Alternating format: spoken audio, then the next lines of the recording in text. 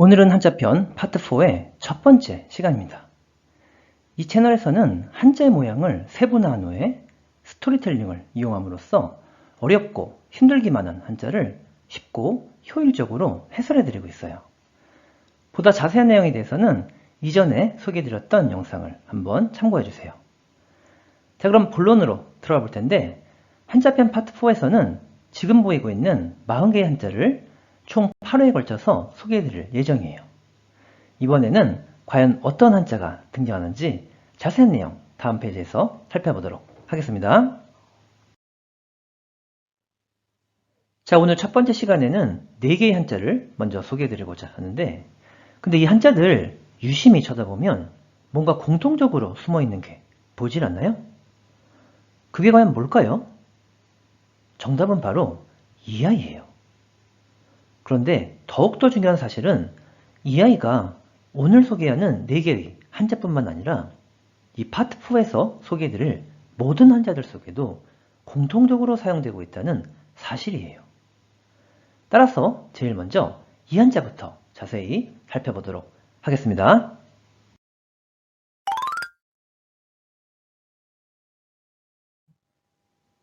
먼저 한자의 생새를 보면 이와 같이 3개의 컴포넌트가 결합된 형태예요. 근데 사실 이 아이는 새추라는 한자로서 새의 모양을 본떠 만든 상형 한자예요. 근데 솔직히 이 한자만 보면 새의 모양이 쉽게 떠오를 것 같지는 않아 보여요. 그래서 이 한자의 모양에 대해서 이렇게 한번 생각해 볼게요. 먼저 이 부분은 사람인이라고 하는 한자예요. 하지만 이 부분은 한자를 쉽고 효율적으로 암기하고자 하는 취지에서 한자가 아니라 새의 꼬리 부분, 그리고 이 부분은 깃털무늬가 있는 날개 부분이라고 생각해 볼게요.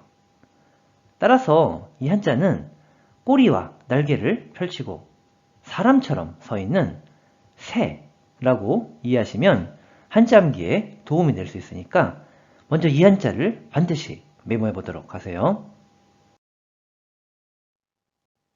자, 이렇게 해서 한자편 파트 4의 모든 한자에 등장하는 새추에 대해서는 마치는 것으로 하고, 그럼 다음 한자로 가보도록 할게요.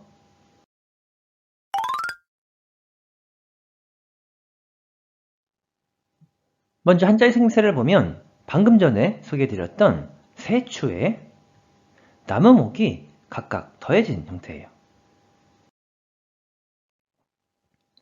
자, 그럼 스토리텔링입니다. 지금 나무 한 그루 보이시죠? 그런데 이 나무 위로 새들이 지금 모여들고 있네요. 자, 그럼 문제입니다. 이와 같이 새들이 나무 위로 지금 뭐 하고 있나요? 정답은 모이고 있죠. 따라서 이 한자는 모일집이라는 한자가 됩니다.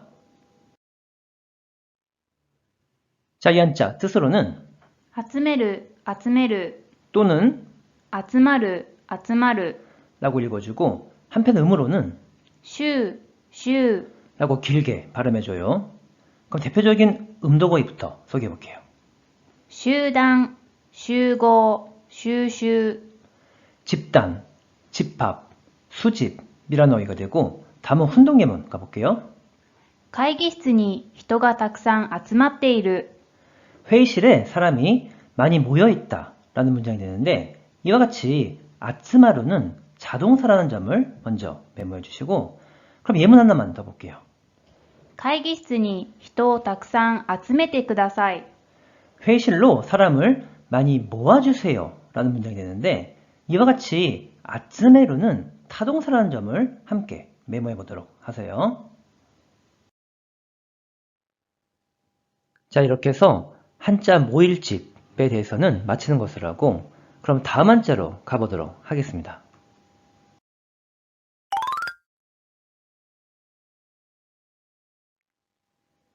먼저 한자의 생새를 보면 새추와 불화가 각각 결합된 형태예요. 자, 그럼 스토리텔링 가볼게요. 지금 불사조같이 생긴 새가 한 마리 보이는데 온몸에서 불을 뿜어내면서 활활 타고 있네요. 자, 그럼 문제입니다. 이와 같이 이 불새는 온몸이 활활 뭐 하고 있나요? 정답은 타고 있죠. 따라서 이 한자는 탈초라는 한자가 됩니다. 자, 이 한자 뜻으로는 焦る、焦る、 또는 焦げる、焦げる、 로 읽어주고 한편 음으로는 小、小、 로 발음해줘요. 그럼 대표적인 음덕어휘부터 소개해볼게요. 焦点、焦燥、 초점, 초조라는 어휘가 되고 다음은 훈동 예문 가볼게요. 焦れば焦るほど仕事はうまくいかない。 초조해하면 초조해할수록 일은 잘 안 풀린다 라는 문장이 되고 예문 하나만 더 볼까요? 火力が強すぎて鍋が焦げてしまった。 화력이 너무 세서 냄비가 타버렸다 라는 문장이 됩니다. 자, 이렇게 해서 탈초에 대해서는 마치는 것으로 하고 그럼 다음 한자로 가보도록 하겠습니다.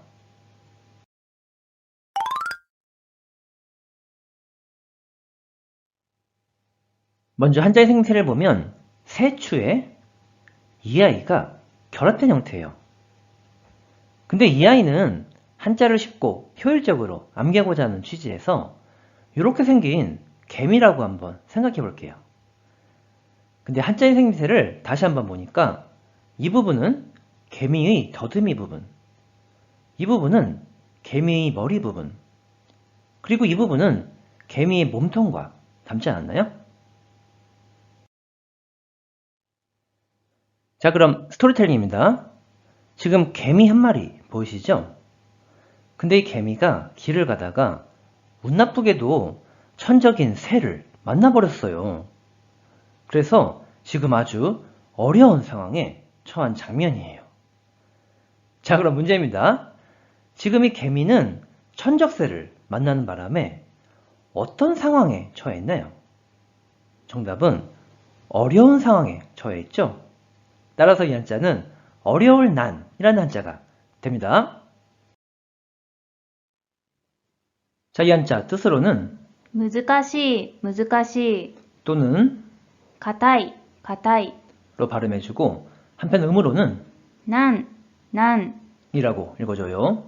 그럼 대표적인 음덕어휘부터 소개해볼게요. 困難、苦難、災難、難易度、 곤란, 고난, 재난, 난이도라는 어휘가 되고 다음은 훈동 예문 가볼게요. 日本語は特に漢字が難しい。 일본어는 특히 한자가 어렵다 라는 문장이 되고 예문 한 가지만 더 보면 コロナが落ち着いたとは現段階では言い難い。 코로나가 진정되었다고는 현 단계에서는 말하기 어렵다 라는 문장이 되는데 이와 같이 동사의 마스형과 어울려서 뭐뭐하기 어렵다 라는 문법 표현이 되니까 함께 메모해 보도록 하세요. 자, 이렇게 해서 어려울 난에 대해서는 마치는 것으로 하고 그럼 오늘의 마지막 한자로 가보도록 하겠습니다.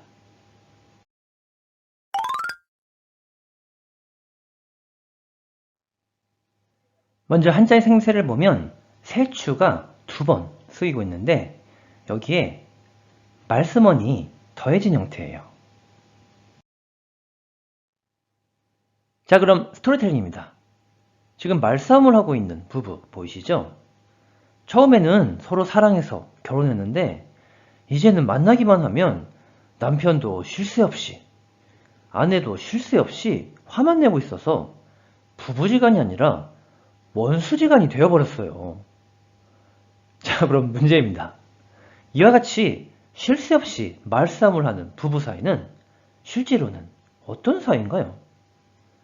정답은 원수 사이죠. 따라서 이 한자는 원수수라는 한자가 됩니다. 자, 이 한자 뜻으로는 あだ、 라고 읽기는 하는데 훈독으로는 쓰인 일이 거의 없기 때문에 여기서는 그냥 생략하기로 할게요. 한편 음으로는 週、週、 라고 길게 발음해줘요. 그럼 대표적인 어휘부터 소개해 볼게요.